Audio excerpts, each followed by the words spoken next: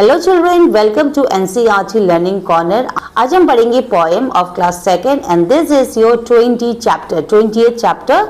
ठीक है, इसका चैप्टर का नंबर है 20 और इस पोएम का नाम क्या है? इसका नाम है स्ट्रेंज टॉक। स्ट्रेंज यानी बहुत ही अजीब टाइप का और टॉक यानी बातचीत। तो चलिए देखते हैं कौन बात कर रहा है यहाँ पर इस पोएम में। A little green frog lived under a log, and every time he spoke, instead of saying good morning, he only said croak croak. तो यहाँ पर क्या है, दो आप देख सकते हैं एनिमल्स, एक है डक और एक है फ्रॉग। तो यहाँ पर लिखा है कि a little green frog lived under a log, यानी एक फ्रॉग था जो कहाँ रहता था? वो रहता था लॉग के नीचे। लॉग का क्या मतलब होता है? लॉग का मतलब होता है लकड़ी का टुकड़ा। तो वो रहता था लकड़ी के टुकड़े के नीचे और जब भी उसको कुछ बोलना होता या फिर जब भी उसको गुड मॉर्निंग कहना होता तो वो गुड मॉर्निंग नहीं कहता, वो सिर्फ कहता क्रॉक क्रॉक, क्योंकि फ्रॉग तो ऐसे ही आवाज निकालता है ना। तो वो गुड मॉर्निंग ऐसे विश करता था। अ duck lived by the water side and little did he lake, but when he asked how do you do, he only said quack quack. अच्छा, अब जो यहाँ पर आप पिक्चर देख सकते हैं, यहाँ पर है डक। अब डक कैसी आवाज निकालता है? डक निकालता है क्वैक क्वैक की आवाज, है ना। तो यहाँ पर लिखा है a duck lived by the waterside, यानी झील के किनारे एक डक रहती थी। And little did he lack, but when he asked how do you do, जब वो जो है फ्रॉग उससे पूछता था कि तुम कैसी हो, he only said, वो क्या कहता था? सिर्फ क्वैक क्वैक, वो यही आवाजें निकालता था। ठीक है।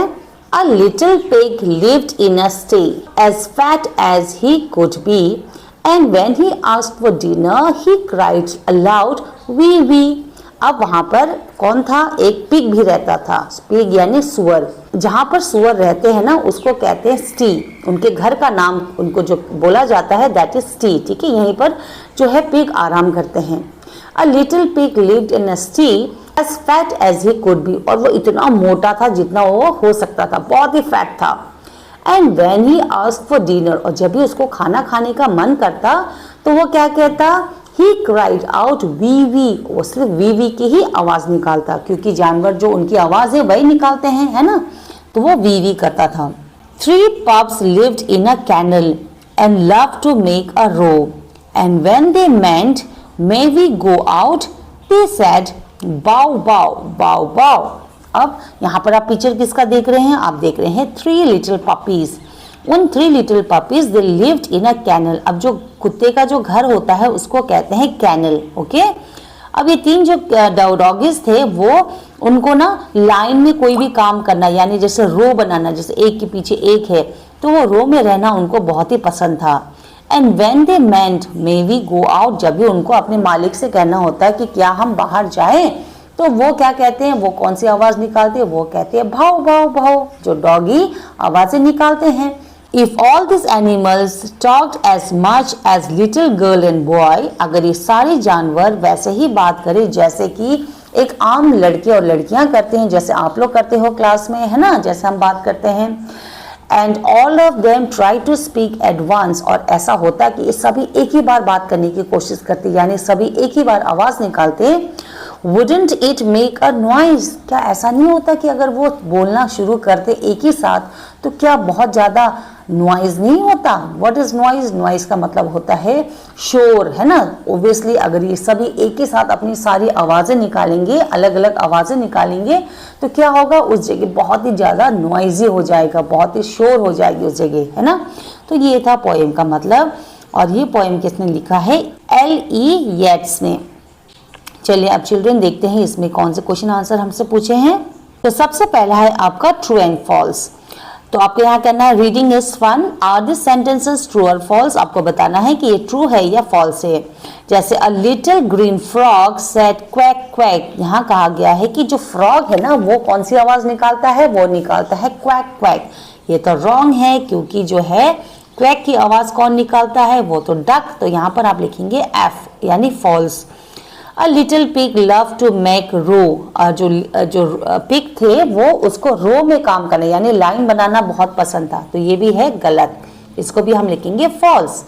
A duck only said croak croak, जो डक था वो कौन सी आवाज निकालता है, वो यहाँ पर कहा गया है कि क्रॉक क्रॉक की, जो कि गलत है, सो ये भी फॉल्स होगा।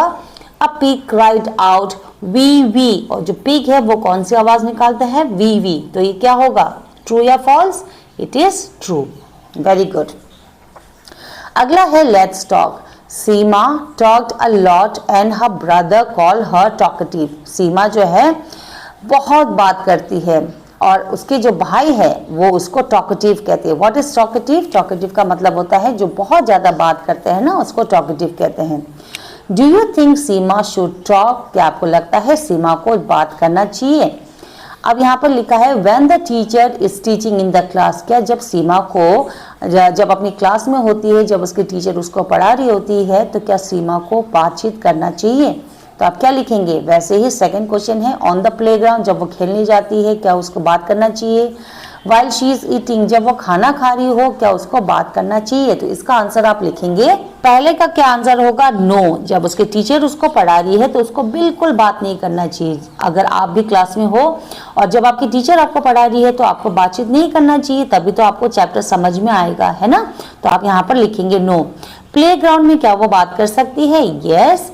While she is eating, जब वो खाना खाती है क्या उसको बात करना चाहिए? बिल्कुल भी नहीं। हमें कहा जाता है ना कि जब हम खाना खाते हैं तो हमें बिल्कुल बात नहीं करना चाहिए, तो आप यहाँ पर लिखेंगे नो। लेट्स राइट, यहाँ पर कुछ वर्ड्स दिए हैं, उन वर्ड्स को यूज करके आपको यहाँ पर ये गैप्स को भरना है। जैसे नंबर 1 में है डैश इज योर नेम, तो आप यहाँ पर क्या लिखेंगे? आप लिखेंगे नंबर 1 में व्हाट, यह होगा व्हाट इज योर नेम। फिर यहाँ पर है डैश ओल्ड आर यू, तो आप यहाँ लिखेंगे how old are you. Dash do you play, will you play ना, when will you play, number 3 होगा when will you play. Dash do you live, तो यहाँ पर होगा number 4 where do you live, तो आप ऐसे इसको आंसर को भरेंगे। ओके, विल और कैन को आप रहने देंगे। नेक्स्ट है टिक द करेक्ट वर्ड। अब इन ऑप्शन में से आपको करेक्ट वर्ड को ढूंढना है। जैसे वी डिड नॉट शूट या shout in the class, answer क्या होगा? Shout. Do you like to drink water, ये होगा आंसर। ही टाइड या tried to climb the tree, तो ये आंसर होगा ट्राइड। ट्राइड यानी कोशिश करना। विल यू प्लीज या फिर प्लीज हेल्प मी, तो आंसर स्पेलिंग कौन सा ये है करेक्ट? ये this one. I can see या फिर सी, देखो एक देखना वाला सी लिखा है और एक समुंदर वाला सी, विथ माई आईज, तो आंसर होगा I can see with my eyes. Okay children, तो ये आप आंसर लिखेंगे। पैराग्राफ चलिए हम इसको पढ़ते हैं। A wise old owl lived in an ऑक, एक वाइज, अब उल्लू जो है वो बहुत ही बुद्धिमान कहा जाता है उनको, ठीक है, बहुत ही वाइज यानी बहुत ही समझदार होते हैं। तो वो कहाँ रहता है? वो रहता है ओक में, ओक ट्री में वो रहता है। The more he saw the less he spoke, जितना वो देखता है उतना वो कम बात करता है। The less he spoke the more he heard, जितना वो कम बोलता है उतना ही उसको ज्यादा सुनाई देता है। ऐसा होता है ना कि जब आप क्लास में चुपचाप बैठते हो तो आपको जो टीचर पढ़ा रही है आपको सब समझ में आता है।